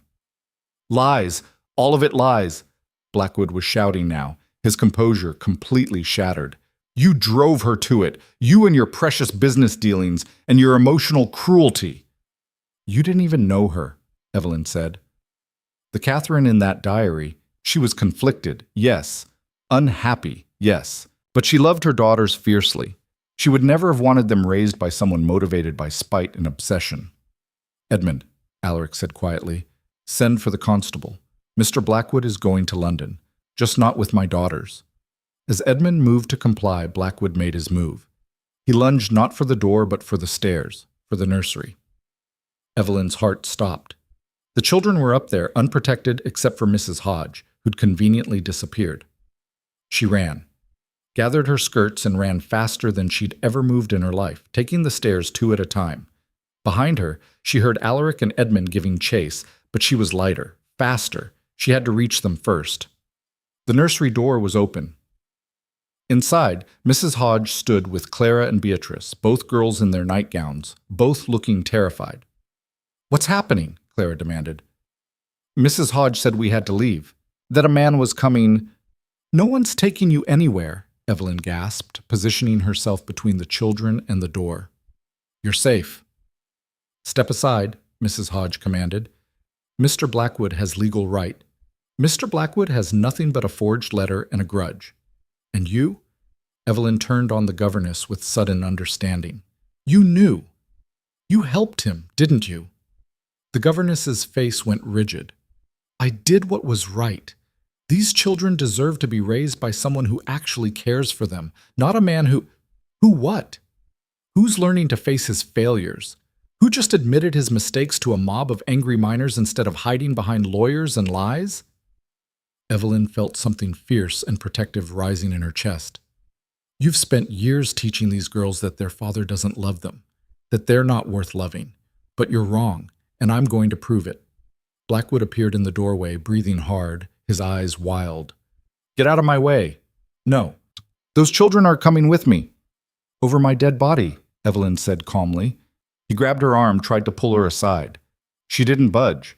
Behind her, she heard the girls crying, heard Clara's fierce whisper, Don't let him take us, please. And something in Evelyn broke open. All the fear, all the uncertainty, all the desperate need to save someone the way she'd always saved Margaret, it crystallized into pure, unyielding resolve. You want them? She said to Blackwood. You'll have to go through me, and then through their father, and then through every servant in this house who spent the past week learning that the new Duchess actually gives a damn about them. You'll have to fight all of us. It's just you and children and an old woman, Blackwood snarled. You can't stop me. She's not alone, said a voice from behind him. Jenny stood there, the young maid, holding a fire poker like a weapon. Behind her, more servants crowded into the corridor. Mrs. Pemberton with a rolling pin, the footmen with their fists clenched, even old Graves, his face set in grim determination. The Duchess says the children stay, Graves announced. They stay. Blackwood looked around at the wall of hostile faces, and his bravado crumbled. This isn't over. Yes, Alaric said from the stairs. It is. He moved through the crowd of servants like a force of nature. But when he reached Evelyn, he didn't push past her. Instead, he stood beside her, shoulder to shoulder, united. My wife is right. You want my daughters, you go through both of us, through our entire household, through the courts that will laugh you out of the room when they see your forged letter, through the criminal charges you'll face for attempted kidnapping. His voice was ice, but beneath it burned something hot and dangerous. Or you can leave now, disappear, and count yourself lucky I don't destroy you the way you tried to destroy my family. For a long moment, Blackwood simply stared at them. Then, with a curse, he shoved through the servants and fled down the stairs. The silence that followed was broken by a small sob. Beatrice had buried her face in Evelyn's skirts, her thin body shaking. Clara stood rigid, trying not to cry, trying to be strong. Evelyn knelt and pulled them both close. It's all right. You're safe. I promise you're safe. Is he really gone? Clara whispered. He's gone. And he's not coming back. She looked up at Alaric, who stood frozen, staring at his daughters with an expression of such raw pain it was almost unbearable to witness. Papa? Beatrice lifted her tear-stained face. Are you angry with us? The question seemed to shatter something in him. He dropped to his knees before them, his hands shaking as he reached out, then stopped, as if he'd forgotten how to touch them. No, he said hoarsely. No, I'm not angry. His voice broke. I'm sorry. I'm so sorry. Clara looked at him with those two old eyes. For what? For everything. For being cold. For pushing you away. For making you think you weren't wanted. Tears tracked down his face, the ice duke finally melting. You are wanted. You are loved. I didn't know how to show you. I was so afraid of failing you the way I failed your mother. You didn't fail, Mama, Beatrice said softly. She told me. Before she went to sleep and didn't wake up. She said to tell you she was sorry, that she understood, that she loved you. Alaric's composure shattered completely. He pulled both girls into his arms and wept, great gasping sobs that seemed to come from somewhere deep and broken inside him. The girls clung to him, crying too, all of them finally releasing years of grief and fear and loneliness. Evelyn backed away quietly, giving them space. The servants had already dispersed, understanding this was a private moment. Only Edmund remained, his own eyes wet. You did that, he said softly. You broke through to him. No, Evelyn said. He broke through himself. I just gave him a reason to try. They left the family alone and retreated downstairs. In the entrance hall, constables had arrived and were taking statements from Samuel Garrett. Blackwood, they learned, had fled into the night. They'd find him eventually, but for now, he was gone. Mrs. Hodge, however, stood in the center of the hall under guard, her face a mask of righteous indignation. I was trying to help those children, she insisted. Someone had to protect them from him. You were trying to punish the Duke, Evelyn said quietly, because you loved Catherine and you blamed him for her death. So you turned his daughters against him, taught them to fear him, made sure they grew up as isolated and unhappy as possible. The governess's face twisted. He deserved it. He killed her with his coldness. She had a weak heart, a medical condition. It wasn't his fault any more than it was the children's fault. Evelyn moved closer. But what you did, deliberately alienating a father from his daughters, that was cruel. That was unforgivable. Your services are terminated, Alaric's voice came from the stairs. He descended with Clara and Beatrice on either side of him, their hands clasped in his. You'll leave tonight, without reference. And if I ever hear that you've secured a position with another family, I'll make sure they know exactly what kind of poison you spread. Mrs. Hodge's mouth opened and closed like a fish. Then, with a final venomous glare, she was escorted out by the constables. The household fell quiet. Servants returned to their duties, whispers spreading about the dramatic events. Edmund excused himself to send telegrams to London, to begin the legal proceedings that would ensure Blackwood faced justice, and Evelyn found herself alone with Alaric and his daughters in the great hall. It's very late, she said gently to the girls. You should be in bed. We don't want to go back to the nursery, Beatrice whispered. It feels wrong now without Mrs. Hodge. Then, perhaps, Alaric said carefully, you could sleep in the Duchess's sitting room tonight, just until we can arrange new quarters. Both girls looked at Evelyn with desperate hope. Of course you can, she said. We'll have Jenny bring down blankets and pillows. We'll make a nest on the carpet like you're camping. What's camping? Clara asked. Something fun. Something children should know about. I'll tell you all about it. As the girls ran off to help Jenny gather supplies, Alaric caught Evelyn's hand. Thank you, he said simply, for fighting for them, for fighting for all of us. I told you on our wedding day, I don't break easily. No, you don't. He looked at their joined hands. I've been a fool. Worse than a fool. I let grief turn me into the very thing Catherine feared. Cold, distant, cruel. I nearly lost my daughters because I was too proud to admit I was drowning. But you didn't lose them. They're still here. And now you have a chance to be the father they need. I don't know how. I don't know where to start. Start with showing up, Evelyn said. Start with being present. The rest will follow. He squeezed her hand gently, and for the first time since she'd met him, she saw something besides ice in his eyes. Warmth. Hope. The faintest beginning of healing. That night, Evelyn lay on the carpet of her sitting room with Clara and Beatrice curled up on either side of her, wrapped in blankets and telling stories by firelight. She told them about London, about her sister Margaret, about her own mother who'd died too young. She answered their questions about painting and books, and whether they'd ever get to see the ocean. And through it all, she was aware of Alaric sitting in the doorway, just watching, learning, seeing his daughters not as reminders of failure, but as the precious, resilient beings they were. Around midnight, the girls finally drifted off. Evelyn carefully extracted herself and joined Alaric in the corridor. They're beautiful when they sleep, he said softly. Catherine used to say that. I'd forgotten. You'll remember other things too, good things. Will I? He looked at her, and she saw the vulnerability beneath the question. Can people really change, Evelyn? Can I undo the damage I've done? I don't know, but I know you can try, and that's more than you were doing a week ago. He smiled, a real smile, small and tentative but genuine. How did you become so wise? Necessity. When you're managing a household that's falling apart, you learn to see what's really important. And what's really important here. Those two little girls in there, your workers who need safe conditions, the household staff who deserve respect. And maybe, she hesitated, maybe finding a way to forgive yourself for not being perfect. I don't deserve forgiveness. None of us do. But we need it anyway. They stood in comfortable silence for a moment. Then Alaric said, Tomorrow, I'm going to the mines. All of them. I'm going to personally inspect every facility, fire every manager who's cut corners, and implement the reforms I should have demanded years ago, It's going to cost me a fortune. Can you afford it? I can't afford not to. Thomas Keller's death, that's on me. But there won't be another one, I swear it. The miners will respect that. They just want to know you see them as human beings. I should have seen that sooner. He turned to face her fully. And I should have seen you sooner, really seen you.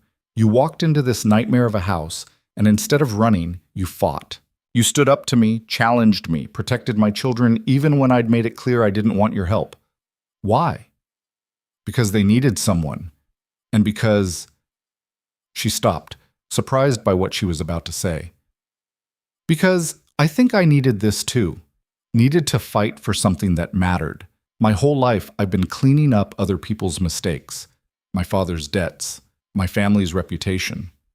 This is the first time I've fought for something I actually believe in. What do you believe in?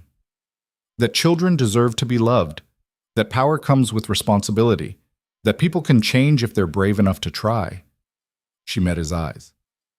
Do you believe that? I'm starting to, he said. Thanks to you. He took her hand again, and this time the touch was different. Not gratitude or apology, but something warmer. Something that might, in time, become the foundation of a real partnership. I know our marriage didn't start the way either of us wanted, he said quietly. But perhaps it can become something neither of us expected. Something real. Perhaps, Evelyn agreed. But that's going to take time, and work, and honesty. I can do that. All of it. If you'll be patient with me. I can be patient, as long as you keep trying. From inside the sitting room came a small sound, Beatrice talking in her sleep. Something about birds and flying and wide open spaces. She dreams of freedom, Alaric said sadly, because we've kept her caged. Then let's open the cage, Evelyn said. Tomorrow, after you've sent your telegrams and made your plans, take them outside. Really outside. Not a supervised walk around the garden, but into the moors. Let them run.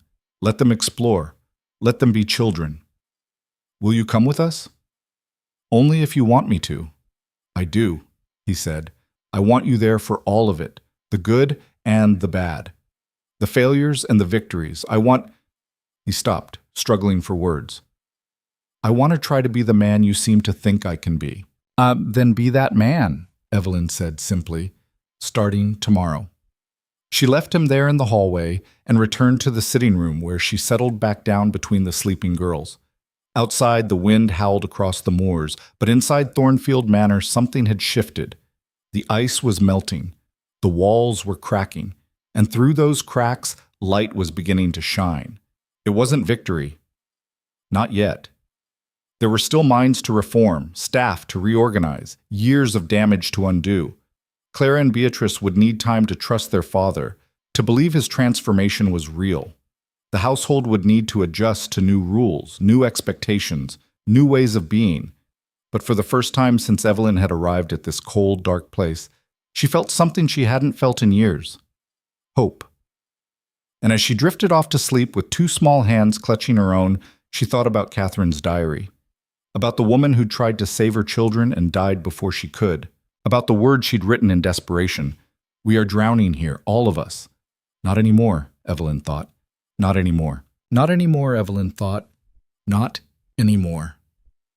The morning broke gray and cold, but when Evelyn opened her eyes, sunlight was fighting through the clouds, casting pale gold across the sitting room floor. Clara and Beatrice were already awake, sitting up in their nest of blankets and whispering to each other with an animation she'd never seen before. Good morning, Evelyn said softly. Both girls turned to her with shy smiles. Papa came in earlier, Clara said. He sat and watched us sleep for a while. Then he said... She stopped, as if afraid to believe it. He said he's taking us to the moors today, all of us together. He said we could run, Beatrice added, her eyes bright. Really run. As fast as we want. Evelyn's throat tightened. Then we'd better have a good breakfast. You'll need your strength. They dressed quickly, the girls chattering about what they might see. Birds, rabbits, maybe even a fox. Evelyn helped them into warmer clothes, practical boots, instead of the delicate slippers Mrs. Hodge had always insisted upon. With each small change, she watched them transform. Shoulders straightening, voices growing stronger, the fear slowly draining away. Downstairs, the household was already buzzing.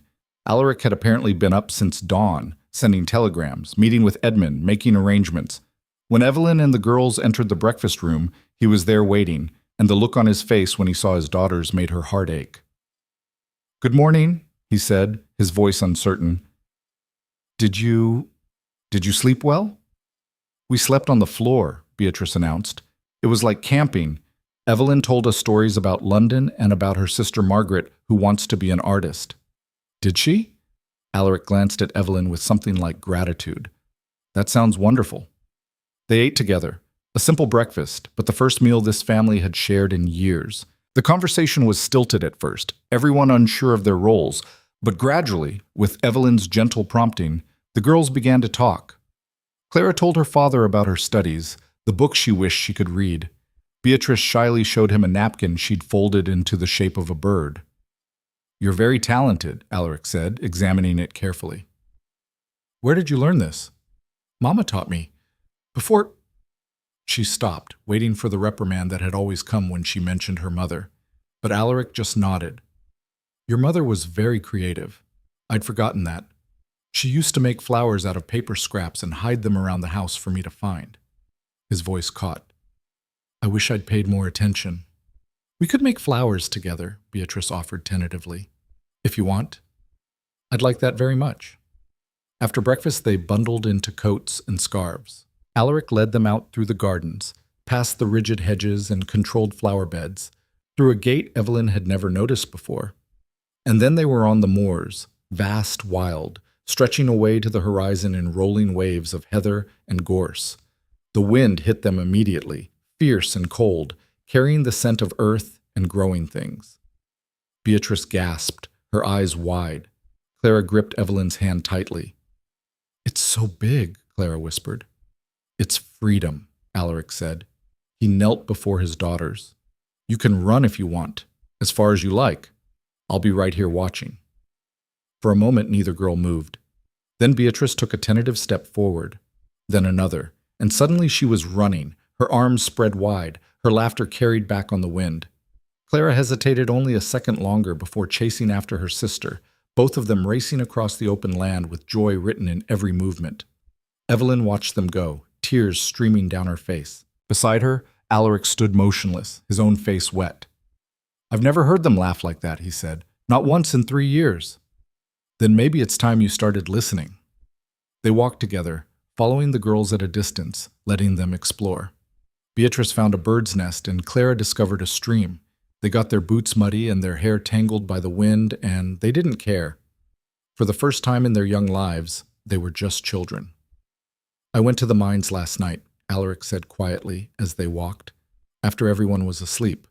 "Rode out to the nearest one and went down into the tunnels myself." Evelyn looked at him in surprise. "Alone?" "I needed to see it, really see it, what I'd been asking men to risk their lives for." He shook his head. "The conditions were worse than I'd imagined. Timber supports rotting through, water seeping in, ventilation shafts barely functioning. I don't know how any of them survived down there." "What did you do?" "Shut it down. Posted notices that the mine is closed indefinitely for safety repairs. Told the workers they'll receive full wages during the closure." He met her eyes. "Edmund thinks I'm insane. Says I'll bankrupt myself doing this across all my holdings." "And what do you think?" "I think some things are more important than money. I think I'd rather be poor and able to sleep at night than rich and haunted by the ghosts of men I killed through negligence." His jaw tightened. Thomas Keller had 4 children. 4. The same age as Clara and Beatrice. They're fatherless now because I was too focused on profit margins to see human beings. You're seeing them now. That's what matters. Is it enough? Can I really undo years of damage with a few reforms and some guilty conscience? Before Evelyn could answer, Beatrice came running back, her cheeks flushed pink with cold and exertion. "Papa? Papa, come see. There's a whole family of rabbits." Alaric looked down at his daughter, really looked at her, perhaps for the first time, and something in his expression softened completely. "Show me," he said, and let her take his hand. They spent 2 hours on the moors that morning, 2 hours of running and exploring and simply being together. When they finally returned to the manor, all four of them were windblown and muddy and happier than they'd been in years, but reality was waiting. Edmund met them at the door, his face grim. "We have visitors from London, the Board of Mine Inspectors, and they're not happy." Alaric's expression hardened back into the Ice Duke's mask. "I'll see them in my study, alone." "No," Evelyn said. "We do this together." He looked at her in surprise. "Evelyn, this is business. This is family. Those mines employ men with families. Your decisions affect all of us. I'm coming with you." For a moment she thought he'd argue. Then he nodded slowly. "All right, together." The study was full of stern-faced men in dark suits. They rose when Alaric and Evelyn entered, their expressions ranging from disapproval to outright hostility. "Your Grace," the eldest began, "we've received disturbing reports. You've shut down 3 mines without proper authorization. You've made public accusations against your own managers. And you've committed to reforms that will cost," he consulted a paper, "approximately £200,000. This is completely unacceptable." "What's unacceptable," Alaric said coldly, "is that men have been dying in my mines because proper safety protocols weren't being followed. I'm fixing that." "By destroying your own business? By bankrupting yourself?" "Your Grace, the mining industry has certain standards that allow good men to be crushed, drowned, or suffocated for the crime of trying to feed their families." Evelyn stepped forward. "Gentlemen, I may not understand all the intricacies of business, but I understand basic human decency. And there's nothing decent about what's been happening. With respect, Your Grace, this is a matter for men who understand profit over people, men who've been turning blind eyes to unsafe conditions for years."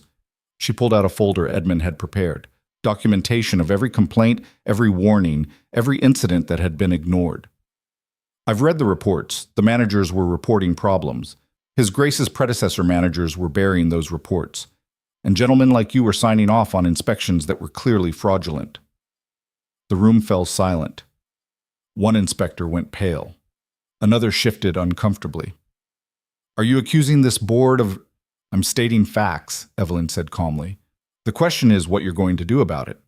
You can fight the Duke on his reforms and have this all come out in court, or you can support proper safety standards across the industry and be part of the solution instead of part of the problem." The lead inspector's face was purple with rage. "Your Grace, you cannot seriously expect us to—" "I expect you to do your jobs," Alaric interrupted. "I expect you to inspect mines properly. I expect you to enforce actual safety standards instead of accepting bribes to look the other way." He dropped a second folder on the desk. "That contains evidence of payments from various mining operations to members of your board, payments that coincide with favorable inspection reports despite documented problems. This is slander. It's evidence, and it will all come out if you fight me on this. So here's what's going to happen. You're going to support industry-wide safety reforms. You're going to conduct real inspections. And you're going to ensure that what happened to Thomas Keller never happens to another miner in England. And if we refuse, then I'll take this to Parliament, to the newspapers, to every family who's lost someone in a mine disaster, and I'll make sure the whole country knows exactly how corrupt this system is." Alaric's voice was ice. "Your choice, gentlemen." The inspectors exchanged glances. They were beaten, and they knew it. "We'll need time," the lead inspector said finally, "to review the proposed reforms, to consult. You have 1 week. Then I'm moving forward with or without your approval." After they left, Alaric sank into his chair, suddenly looking exhausted. "That was reckless. Possibly stupid. I just made enemies of some of the most powerful men in England." "You also might have saved countless lives," Evelyn said. "That's worth making enemies." Edmund appeared in the doorway. "There are more people here to see you, the miners from Keller's operation. Robert Keller is with them." Alaric's jaw tightened. "Send them in." A delegation of 10 men entered, caps in hands, faces weathered and hard. Robert Keller stood at their head, his expression unreadable. "Your Grace, your Grace." He nodded to both of them. "We heard what happened with the inspectors. Heard what you said about shutting down unsafe mines and paying wages during repairs. It's true, Alaric said, every word. And we heard you've been down in the tunnels yourself, seen what it's like. I have, and I'm ashamed I waited this long to look. Robert studied him for a long moment. Then, slowly, he extended his hand. My brother's still dead. Nothing changes that. But if you're serious about making things right, about making the mine safe, then maybe his death won't have been for nothing. Alaric stood and took the offered hand, gripping it firmly. I'm serious. You have my word. Your word didn't mean much before, but... Robert glanced at Evelyn. Your Duchess fought for us when she didn't have to.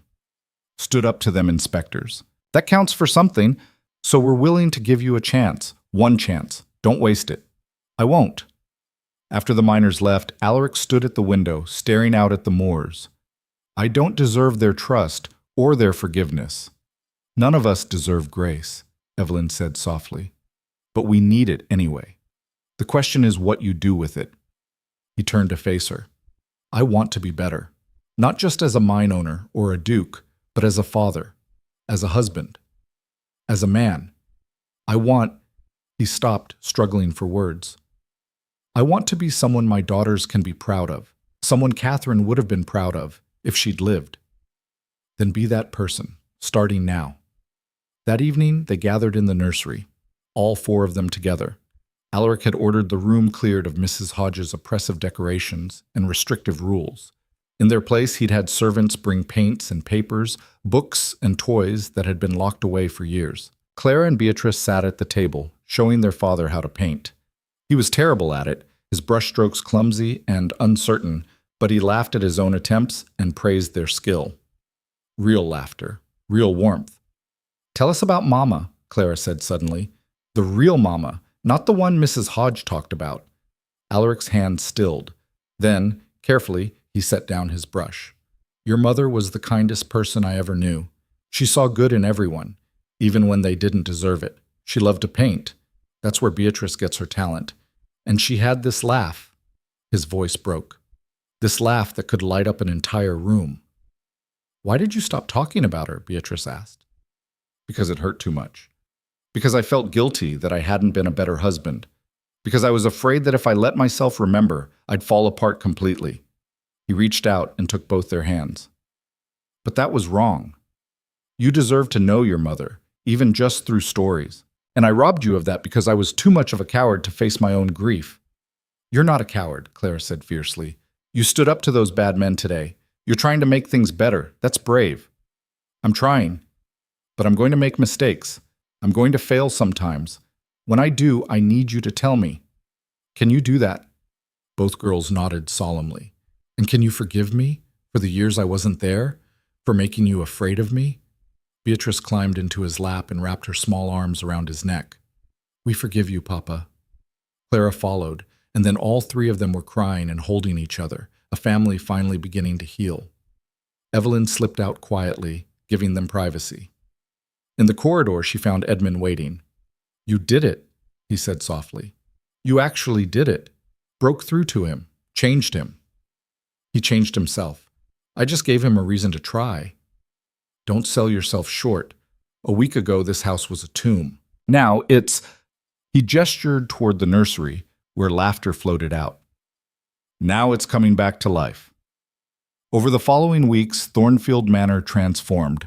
Alaric spent his mornings with the children, teaching them to ride, taking them on walks, telling them stories about their mother.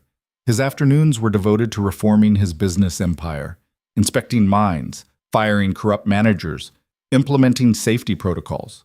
He lost money, yes, but he gained something far more valuable: integrity. The household staff bloomed under Evelyn's management. With Mrs. Hodge gone, the rigid routines relaxed. Servants smiled, laughed, took pride in their work instead of just enduring it. Word spread to other great houses that the Duchess of Thornfield treated her staff with respect, and soon Evelyn was receiving letters from other noble women asking for advice. But the real transformation was in Alaric himself. Slowly, painfully, the ice melted. He learned to show affection, to admit when he was wrong, to ask for help instead of demanding obedience. He brought Clara and Beatrice to the mines one day, showing them where their wealth came from, making sure they understood the human cost. The girls were somber afterward, but Alaric told them, "You're going to inherit all this someday. I want you to understand what responsibility looks like, what it costs when we forget that power comes with duty." 3 months after their wedding, on a cold February evening, Evelyn found Alaric in Catherine's old sitting room. He'd had it opened up and cleaned, and now he sat before the fireplace, holding a portrait of his first wife. "I visited her grave today," he said, without looking up. "First time in 3 years. Told her everything. About you, about the children, about the mines, about finally understanding what she tried to tell me before she died." "What did she try to tell you?" Evelyn asked gently. "That money and control can't protect you from pain. That love requires vulnerability. That being strong means admitting when you're weak." He set the portrait down carefully. "She deserved better than me, but I'm trying to become the man she believed I could be." "She'd be proud of you." "Would she?" He looked up, his eyes haunted. "I have her diary, the one you found. I've been reading it. All the ways I failed her, all the hurt I caused. You were both hurting, both making mistakes. That's what people do.